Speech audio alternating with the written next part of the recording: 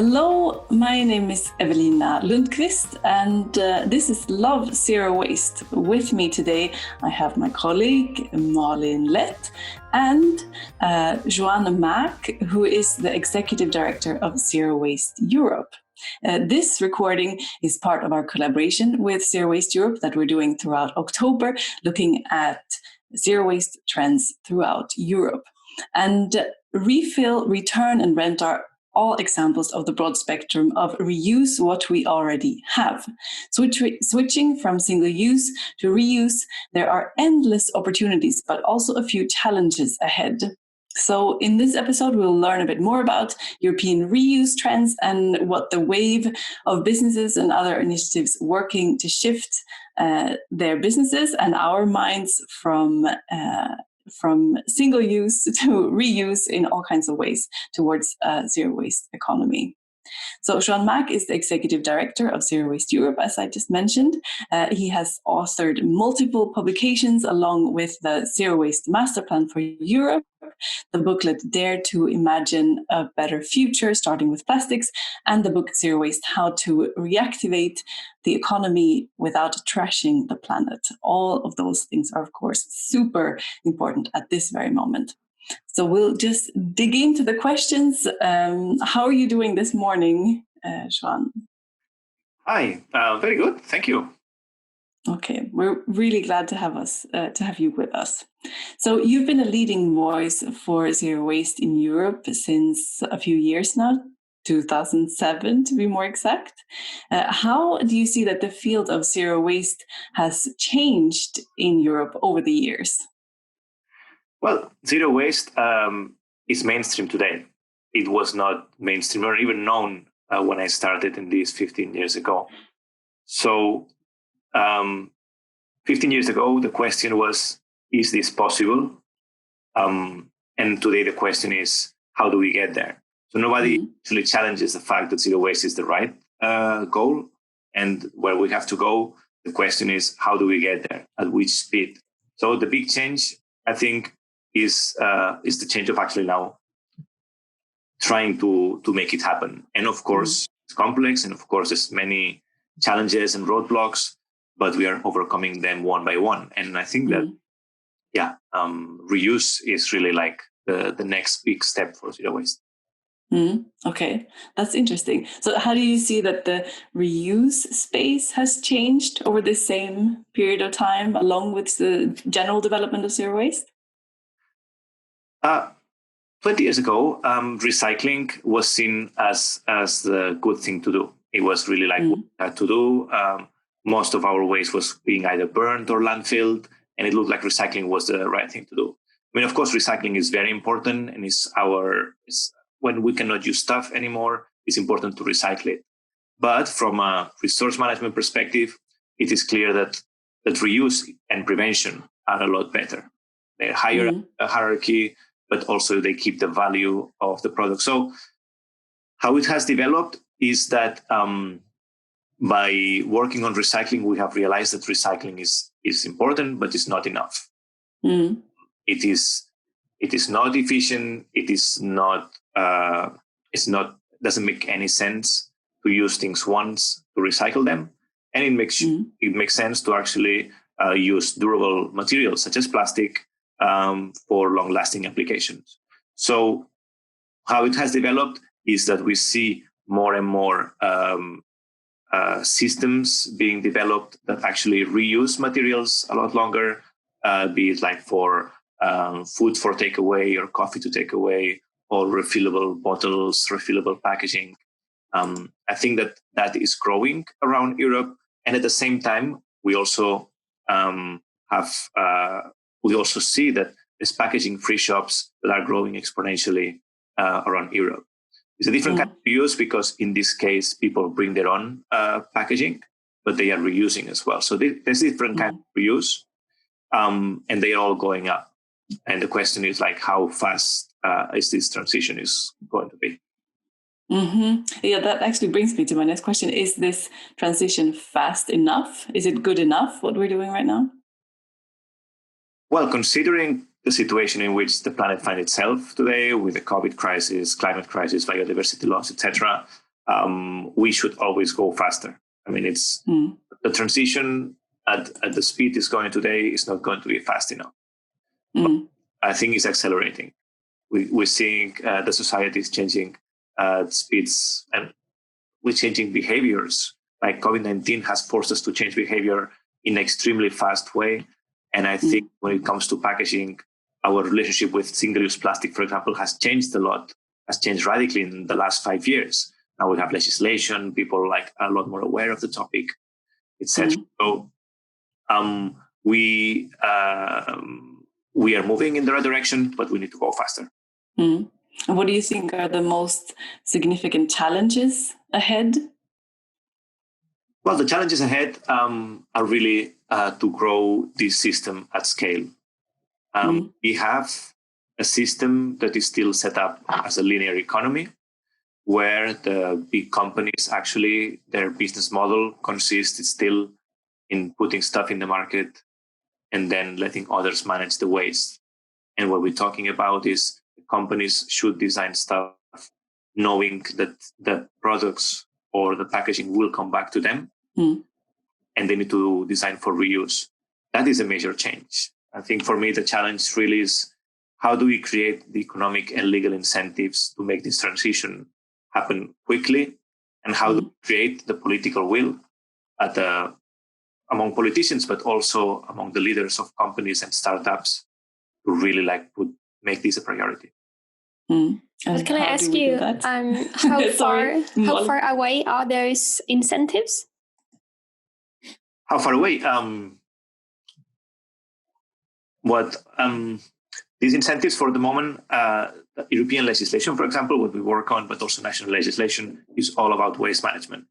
We don't have legislation that reuse doesn't deal with waste. You use a product and you use it again. So actually, when you look at product legislation, we have recycling targets, but we don't have reuse or refill targets. We have standards, and we know how to design products for single use, but there's no rules as to how should a refillable packaging or a reusable packaging or a reusable product actually be designed. So all of this legislation, but also the companies, they have the know-how on how to produce stuff and maximize returns based on linear economy. The economics and also the funding of a reuse economy is completely different. So actually, the companies need to learn a new way of doing business. And what I'm seeing is that there's lots of startups in the market, lots of small ones that are daring to actually rethink the system completely. And that's maybe going to be more efficient than expecting the big companies to change their business model because it's going to be too hard for them. And what do you think can be done on policy level? So on policy level, I think, first of all, we need to give clear signs. One of them would be to have refillable quotas. The same as we have recycling targets, we need to give the incentive to companies to know that we expect that, 20, 50, 60% of their packaging should be refillable, for example, by a certain date. I think we should also have public procurement policies. Let's not forget that the public sector has more than 1/3 of the purchasing power in Europe. So actually, if they would all move to demanding repairable, reusable, refillable supplies, that would steer the market in the right direction. And then from a design perspective, it's important that we make sure that we have clarity as to how should these products be designed. I think it's important to have standardized packaging, because that would actually create economies of scale that would allow for the replication instead of every company having its own company, which only basically makes it more expensive to run the system by unit. And last but not least, it's important that we work on the economics, on the pricing. Today, what makes economic sense is to put something in the market that becomes waste too quickly. So I think we need to tax or we have economic incentives so that actually these wasteful practices of using durable materials and in times of resource scarcity to produce that is going to become waste too quickly, that should be taxed, or we should give subsidies to the systems that preserve the value of resources that would be reused. Today, it's still too cheap to trash the planet. It's too expensive to save it. So we need to make sure that the prices tell the truth. And today, prices don't tell the truth. Yeah. And do you see any movement in that direction of companies or organizations that are actually moving in that direction? There's several attempts out there. For example, the European Union has approved the European plastic tax, for example. It's not exactly a tax on virgin plastic. It's a tax on non-recycled plastic. But I think it goes in the right direction. We are seeing countries like France, who has approved a law that has a 5% reuse target for refillables. We see countries such as Austria also debating the possibility to have refillable quotas. We have countries like Germany who already have refillable quotas in their legislation. And in Brussels, all these discussions about the design, the eco-design of products, etc., are happening on an everyday basis. On the other hand, side of the industry, honestly, I think that they still live in the disposable world. They're trying to maximize recycling, which, as I said, thing to increase recycling, but that's not enough. I think that they're in behind most of the consumer good companies. On the other hand, I see lots of startups that are ready to actually step up, and if the big companies don't do it, the startups will. Oh, that's interesting. So those companies or startups that are actually talking about moving in the direction, what would your advice be to them? What should they do? Well, they should continue insisting, but I think that the key thing here is how do we turn like a small solution into like a game-changing if that can be scaled up. So the question for any startup is how do you grow? How do you scale up? As I said before, it's important that any systems that we develop, the new ones, are compatible among themselves because that allows you to have economies of scale. So I would say if you are setting up a startup or you're running a startup, think actually how your system can be compatible with other systems, or how you can create systems that allow for scaling up and for adapting to different markets. Because with the market of reusables, the size matters. And it's important that we factor that in. And as well, to look at EU green recovery plans, because I think that reuse should be at the core of the EU Green Deal. And the big amounts of money that are going to be mobilized, I think, could be financing initiatives like this. So put pressure on the European level to make sure, and at also national level to make sure that this funding comes to the new economy and doesn't go to the old economy. And how can we help put pressure on the right kind of pressure points to support that happen? Also, we as citizens, how can we support that cause? Well, as citizens, first of all, we need to exercise our right as consumers. So if there's initiatives in the market that use refillables or reuse, we need to support that. As a citizen, I think we should put pressure, as I said, to have legislation in place that obliges companies to go in this direction. For example, supporting refillable quotas, repairability, availability of spare parts for stuff that breaks, etc. And I think by directly engaging with consumer good companies. I think it's important that using Twitter, using Facebook, using social media, we continue to remind the Coca-Colas, Nestle's, etc., that we expect them to deliver their products in sustainable packaging. And that we're stupid. We know that these single-use materials, even if they claim to be sustainable, they're not more sustainable than reusable. So actually, I think we need to engage and we need to put pressure on these companies so that they understand that if they don't change, they'll be out of business. And I think that's what they care about, right? So they need to have a business in the future, and we need to say that the business in the future is that we as consumers want to consume stuff without having a bad conscience about trashing the planet when consuming. And I think they're listening, but the more pressure we put, the quicker the change will come. The more they will listen, for sure. I hope so.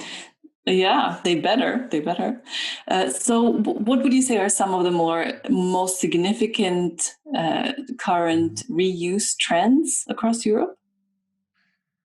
What I'm saying is, I think what is very promising is systems with that are operated by third parties. What I mean with that is, instead of having a company that is selling you a product, also sell you the packaging, to have a company that actually provides the packaging without actually selling you the good.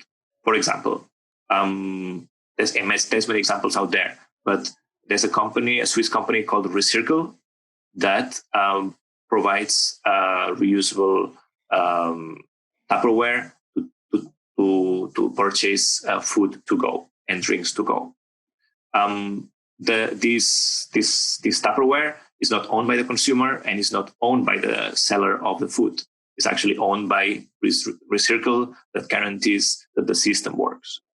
So I think in the future, we're going to see, and I could give a lot more examples. Repack, for example, is another example. This is for online shopping. It's a company that when you shop online, you would use a reusable packaging, and they own the packaging. They make sure that after having reused it 20 or 30 times, they will recycle it. So this system in which there's third companies that own the packaging and make sure that packaging is safe, is recyclable, it's captured, and they make a business out of running packaging, I think for me is one of the promising trends. That's also very interesting. So one last question also, what do you kind of see on the horizon looking beyond these trends? What does a society look like where reuse is an evident part of the conversation of our daily habits, where reuse really has a strong standing? Well, reuse, a society that's working on reuse, one of the characteristics of reuse is that reuse works better with short circles more than long supply chains. It's going to be very difficult to have long supply chains working with reusable packaging, although we're seeing that, for example, with crates also and at the European level. But what that's going to mean is that actually it's going to make local production a lot more competitive. It's going to mean that instead of generating waste in the community, we are generating economic activity. So a society that is working with reusable packaging, reusable products, means that you create jobs in managing this packaging. You sustain the local economy because what you're doing is providing a way for the local producers to deliver their own goods. And therefore, it's a society that has less emissions, is more resilient, and also people connect more because you'll be able to connect with the local producers a lot more if you use reusable packaging than if you buy stuff that comes from the other side of the world. You will never know the life of the producer. And it also means that you're going to be consuming stuff that is probably healthier. You have more traceability. You know what you're eating. You know what you are consuming. You know you can trust it because you know the consumer and you can even know where he lives and you can knock on his door. So that's a radical change. I think we are making communities more resilient. And for me, that's the big advantage of reuse. Reuse kind of preserves resources from becoming waste. So the current economy is about how do you turn waste into resources? And that is good, but that's not enough. The future is how do we keep resources from becoming waste? And reuse is a key component of that because reuse doesn't let products become waste. Awesome. That's a lot of food for thought. Thank you so much, Joan Marc, for joining us, Executive Director of Zero Waste Europe. Brilliant. And we will also link to your publications and also the companies that you referred to towards the end in the notes of this recording. So anybody who's listening or watching this can check it out if they're interested to know more. So this recording has been a part of our collaboration with Zero Waste Europe that is running throughout November, where we're scanning Europe for zero waste trends. Thank you again, Malin, for joining, and also Joan Marc. Have a lovely day. Thank you so much.